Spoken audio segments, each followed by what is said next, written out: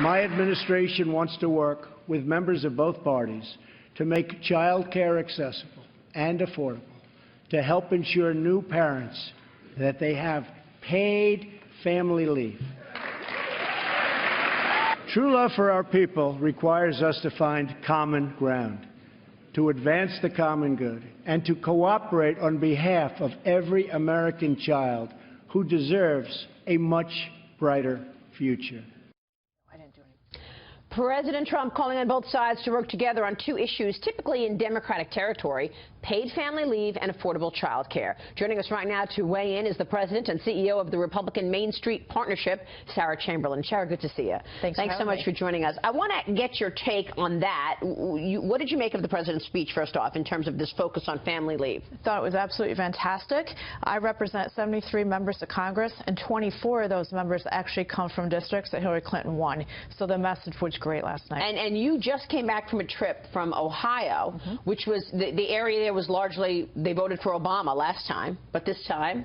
This time they went overwhelmingly for Donald Trump, and this area went so strongly for Trump, it's the reason he carried Ohio. So tell us about that. What did you learn from speaking and polling these people in Ohio recently? So I spoke to 20 women, ages 22 to 72, and found out why they went for Trump. And they said overwhelmingly it was jobs. It was regulation reform. They're trying to open small businesses. They can't get through the paperwork, the taxes. They're paying so much in taxes. They can't afford to feed their families in some cases. And the biggest issues was ACA or Obamacare. Oh, wow. See, we knew this. And that's why we were on this program saying, look, he's got a serious shot, because this was an economic election, Dagan. It absolutely, it was an election against President Obama's policies over the last 8 years.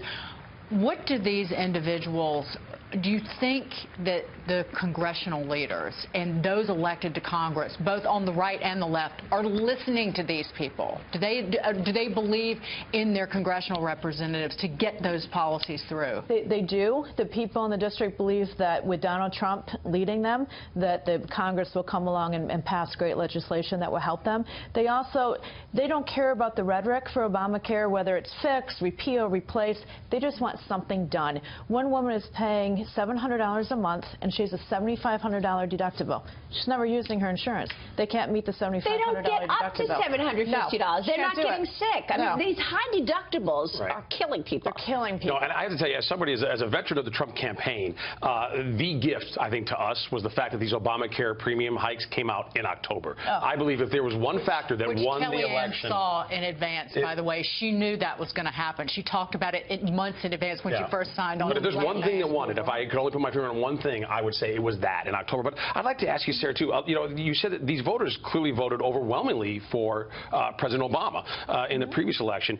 Why was he so personally popular, yet they seem to revolt so much against his policies? Like, how do you explain that discrepancy? Sure, and I asked that question, and they said they like him as a person. He seemed to be a good family man, good husband, but they just couldn't support him in his policies after a while, even though they did vote for him twice. Interesting. They didn't like his policies, but they were good with him personally. And then with Donald Trump, they weren't sure about him personally, but they really liked him. Well, no, and it's true. When you look at the Democratic Party, it has been in a systemic breakdown now for a decade, particularly when you look at the state houses out there, right? But I think the popularity of President Obama in a large in a large measure, it masked that. And I think almost to the Democrats' detriment. They thought things were okay because they had such a personally popular president in the White House. But the reality on the ground was they lost almost 1,000 state legislature seats. I believe 13 governorships.